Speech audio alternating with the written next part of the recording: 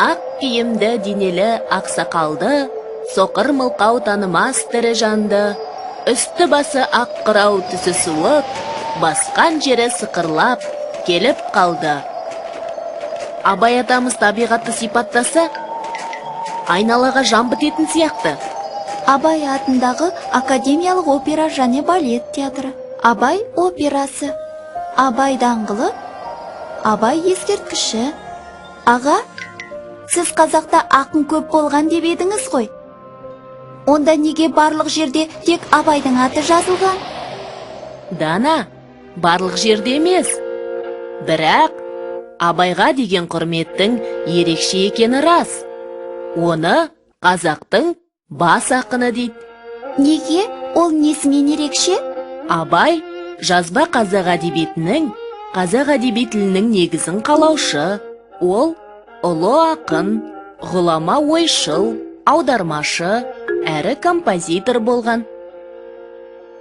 Онда ол бала кезінен өте қабілетті болған шығар. Иә, Абай жасынан білімге құштар, өте алғыр бала болған. Анасы Ұлжан мен әжесі Зере өздері білетін ертегі, аңыз әңгімелерді Абайға көп айтатын болған. Ал әкесі Құнанбай Абайды Семейдегі Ахмет Риза мешіт медресесіне жіберіп оқытқан. Бұл медреседен Абай мұсылманша білім алып, түрік, араб, парсы тілдерін оқыған. Шығыс поэзиясы және сөз өнерімен, оған қоса математика, география, жаратылыстану ғылымдарымен танысқан. Низами, Науаи, Физули және басқа да шығыс әдебиет алыптарының өлеңдерін көп оқыған. Өз бетімен орыс тілін үйреніп, орыстың Пушкин, Гоголь, Лермонтов, Щедрин, Некрасов сияқты ойшылдарының еңбектерімен танысқан. Кейін олардан аудармалар жасайды. Сонымен бірге ағылшын ғалымы Дарвиннің, әлемге әйгілі ақын Шекспирдің шығармаларын да оқиды. Осылайша дүние танымын кеңейтіп, білімін шыңдай береді. Әкесінің қалауымен ел ісіне ерте араласқан Абай тез есейіп, жастайынан сөз өнеріне, билердің шешендік өнеріне құлақ салып, бойына сіңіре білген. Сонда ұлы ақын болу үшін көп оқу керек екен ғой. Көп оқып қана қоймай, жинаған білімді халқының жақсылығына, елдің пайдасына жұмсай білуің керек. Абай өз шығармаларында үнемі халықты өнер мен білімге, адал еңбек етуге, халыққа пайда келтіруген дейді. Қалың елім қазағым, қайран жұртым деп қазаққа жан ашып сөйлейді. Қазақтың баласына арнап, жақсы мен жаман туралы көп айтқан. Иә, Абай атамыздың өсек, өтірік мақтаншақ, еріншек бекер мал шашпақ, бес дұшпаның білсеңіз, талап, еңбек, терең ой, қанағат рақым ойлап қой. Бес асыл іс көнсеңіз деген жолдарында неден қашық болу, неге асық болу керектігі айтылған. Мен оны ұмытпай, есімде сақтап жүрем. Алан аға, мен үйдегі сөреден Абайдың аты жазылған 2 ғана кітап көрдім. Одан басқа кітаптары бар ма? Сұрағың өте дұрыс. Шынында да, Абайдың мұрасы көлемі жағынан үлкен емес. Сен көрген 2 кітап Абай өлеңдерінің жинақтары. Одан басқа Абайдың 45 қара сөзі бар. Олардың әрқайсысы көлемі жағынан шағын ғана, бірақ мағынасы өте терең. Жеке-жеке шығарма. Аға, мағынасы терең деген не? Оны қалай білеміз? Бұл сұрағың қиынырақ.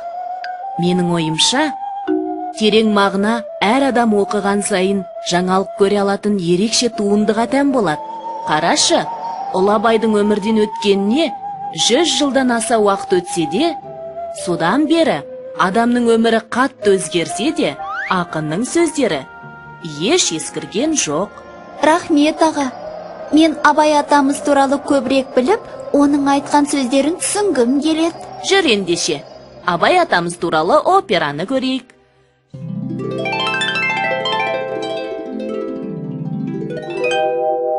Қайталайық. Абай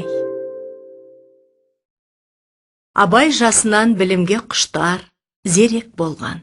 Анасы Ұлжан мен әжесі Зере өздері білетін ертегі, аңыз әңгімелерді құлағына құйып өсірсе, әкесі Құнанбай Абайды Семейдегі 3 жылдық Ахмет Риза мешіт медресесінде оқытқан.